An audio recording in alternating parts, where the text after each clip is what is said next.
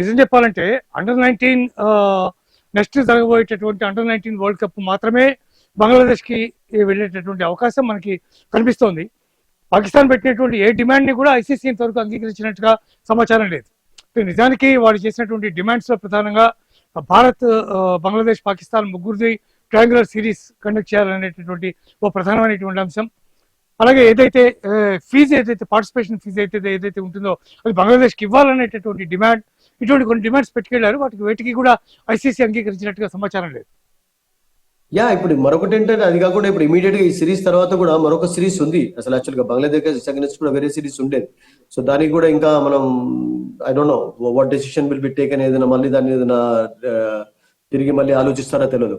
But అంటే నేనేమనుకుంటానంటే, అన్ని ఒక్క రోజు కాకుండా ఈ రోజు ఒక రోజు మర్చిపోవాల్సిందే. బికాస్ ఇప్పుడు బంగ్లాదేశ్ ఇండియా ఆడుతున్నారు, పాకిస్తాన్ ఇండియా ఆడుతున్నారు. పాకిస్తాన్ ఇండియాకు పాకిస్తాన్ వచ్చింది కూడా కదా, 11 లో వచ్చారు, 23 వచ్చారు, తర్వాత 19 లో ఇంగ్లాండ్ లో జరిగినప్పుడు ఆడారు, ఏషియా కప్ ఆడారు, ఛాంపియన్స్ కప్ ఆడారు. అంటే లాస్ట్ 10-15 years లో ప్రతి ఐసీసీ టోర్నమెంట్ లో 17 లో 30 లో పోటీ ప్రతిసారి ఆడుతూనే ఉన్నారు. ఒకటి ఏంటంటే, బయలేటరల్ సిరీస్లు జరగకపోవడానికి మెయిన్ ప్రధానమైనటువంటి కారణం ఏంటంటే పొలిటికల్ రీజన్స్ చాలా ఉన్నాయి, పొలిటికల్ ప్రాబ్లమ్స్ చాలా ఉన్నాయి. అవి సార్ట్ అవుట్ కావటం లేదు అసలు. దానికి అఫ్ కోర్స్ భారత్ కొంచెం స్ట్రాంగ్ గానే ఉంది. ఎందుకంటే ఈ అటాక్లన్నీ చేసేది వాళ్ళ కంట్రీస్ నుంచే చేస్తున్నారు అన్నటువంటి వాళ్ళకు నమ్మకం కలుగుతుంది. కనుక వాటిని ఫస్ట్ చేయకుండా ఉన్నట్లయితే, పాకిస్తాన్ ఏదైనా హామీ ఇచ్చినట్లయితే India will be happy actually. So ఆ విషయంలోనే అబ్సల్యూట్లీ ప్రాబ్లం ఉంది తప్ప, మనం కూడా ఏం కోరుకోవాలంటే ఇవన్నీ ఎండ్ కావాలి, అన్ని దేశాలు కలిసి ఉండాలి, అందరు హ్యాపీగా ఉండాలి, హ్యాపీగా స్పోర్ట్స్ అనేది మెయిన్ అసలు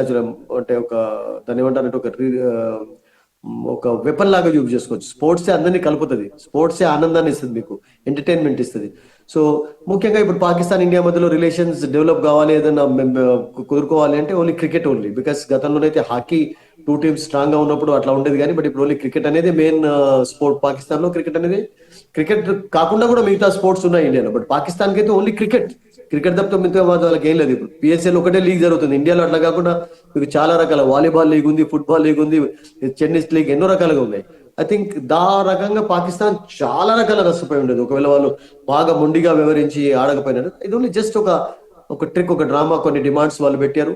అండ్ ఆ డిమాండ్స్ అన్నిటిని ఒప్పుకోలేదంటే there were reasons for that actually. But in future let's hope that all problems solve అయ్యి అందరూ కూడా హ్యాపీగా ఆటలు పాటలతోటే ముందుకు వెళ్ళాలని మనం కోరుకుందాం. శివ సుధీర్, ప్రధానంగా ముస్తాఫిజుర్ రెహమాన్ ఏదైతే వాళ్ళ ప్రధానమైనటువంటి బౌలర్, మంచి బ్యాటింగ్ కూడా చేస్తాడు కొన్ని సందర్భాల్లో, అతన్ని ఐపీఎల్ నుంచి తొలగించడమే దీనికి ప్రధానమైనటువంటి, అంటే అక్కడే గొడవ స్టార్ట్ అయింది, బంగ్లాదేశ్ అక్కడే తన యొక్క విముఖత వ్యక్తం చేసింది అనేటటువంటి వార్తలు కూడా వచ్చాయి. How far it is correct? Any country would have done that actually. ఎందుకంటే ఇప్పుడు అప్పుడు ఆ పర్టికులర్ సిచ్యువేషన్ లో హిందువుల పైన జరిగినటువంటి అటాక్ ను ఎవరైనా అసలు యాక్చువల్ గా ఖండించకుండా ఉంటారా? అసలు రియల్ గా చెప్పాలంటే ఇంకా బంగ్లాదేశ్ చాలా విధాలుగా నష్టపోలేదు, ఎన్నో రకాలుగా కూడా అసలు యాక్చువల్గా ఇండియా బాగా మొండిగా వివరించి బంగ్లాదేశ్ టోటల్ గా బైకాట్ చేయండి అని చెప్పుకున్నట్లయితే డిఫరెంట్ సిచ్యువేషన్ ఉండేది. అండ్ అలా కాకుండా వాళ్ళు అన్ని తప్పులు చేశా కానీ ఇండియన్స్ ఉన్నటువంటి గుణం అసలు ఉదారత గుణం ఉంటుంది. అంటే అందరినీ సహిస్తారు, అన్నిటిని సహిస్తారు, అందరూ హ్యాపీగా ఉండాలనేటువంటి కోరుకునేటటువంటి కల్చర్ మనలో ఉంది కనుక అసలు యాక్చువల్గా వాళ్ళు చాలా ఫైన్స్ నుంచి, చాలా వాటి నుంచి తప్పించుకున్నారు. రియల్లీ అబ్సల్యూట్ చెప్పండి. ఎందుకంటే అప్పుడు జరిగినటువంటి సంఘటనలు మామూలువి కాదు కదా. బంగ్లాదేశ్ లో అంతమందిని హిందూస్ ను చంపారు, అంతమంది పైన అటాక్ చేశారంటే ఎవరు సహిస్తారు చెప్పండి అసలు యాక్చువల్గా.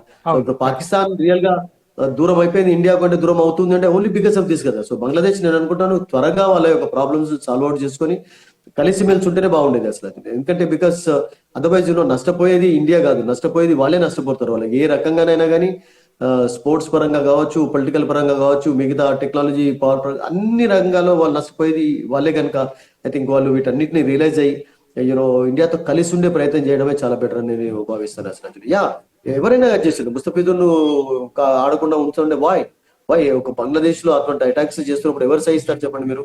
సో ఇంకా నయం అసలు యాక్చువల్గా టోటల్ గా మీ ప్లేయర్స్ ఐపీఎల్ లోనే అసలుకి ఎప్పుడు ఆడనీయమని అనలేదు కదా అసలు. యాక్చువల్గా ఐపీఎల్ వాళ్ళని ఎంకరేజ్ చేస్తూనే వచ్చారు కదా. అలానైతే జరగలేదు. ఈవెన్ ఇంత అయిన తర్వాత కూడా బంగ్లాదేశ్ ఇండియాకి వస్తే మేము సెక్యూరిటీ ప్రొవైడ్ చేస్తామని కూడా ఇండియన్ గవర్నమెంట్ అన్నది ఐసీసీ ధీమా ఇచ్చింది. ఇంకా అంతకంటే ఎక్కువ ఏం చేస్తారు? ఓకే, సరే, పక్కన పెడితే పాకిస్తాన్ సోషల్ మీడియా కూడా చాలా భయంకరంగా ట్రోల్ చేస్తోంది. ఇండియా కాలబేరానికి వచ్చింది, పాకిస్తాన్కి డిమాండ్స్ అన్నిటికీ ఒప్పుకుంది, అందుకే మ్యాచ్ జరుగుతోంది అని వాళ్ళంతా కూడా చాలా తీవ్రంగా వాళ్ళంతా కూడా సోషల్ మీడియాలో విపరీతమైనటువంటి ప్రచారం చేస్తున్నటువంటి పరిస్థితి కనిపిస్తుంది. ఇవన్నీ కూడా రెచ్చగొట్టడానికి ఎన్ని చేసా చేయనివ్వండి, ఏమైతే చెప్పండి. కుచ్చుతో లోగు కహేంగే అని మనం పాట పాడుకొని అన్నింటిని వదిలేయాలి. That's it. అసలు అది ఎన్ని చేయాలి. వాళ్ళు ఆటలో ఉన్నప్పుడు కూడా స్లెడ్జింగ్ చేస్తుండరా, ఇది ఒక రకమైనటువంటి స్లెడ్జింగ్ అనుకోవాలి. That's it. అవన్నీ పట్టించుకోరండి. నేను అనుకుంటాను ప్లేయర్స్ కూడా పట్టించుకోరు. ప్లేయర్స్ ఒకసారి మైదానంలో వెళ్ళిన తర్వాత they forget everything and they just concentrate sport cricket. And రేపు 15th రోజు జరిగేది కూడా అదే. 15th రోజు అందరూ కూడా fans just they will be getting glued to the TV sets and they will be watching the ball and bat. Pakistan